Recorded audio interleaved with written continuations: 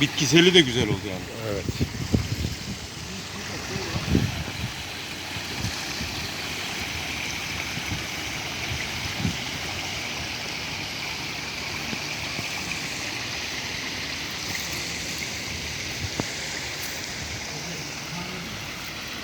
Bozuk faydayı bizden almak lazım. Bozuk faydayı yeri yavuk kötü yavuk kötü.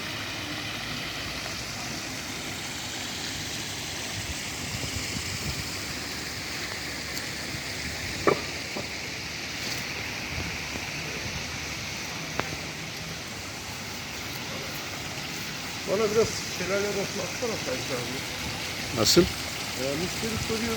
Hiç yok mu? Ben çekmiyorum bunu. WhatsApp'tan at. Sende dursun. Senin WhatsApp'ında. Bana attığın WhatsApp'taki.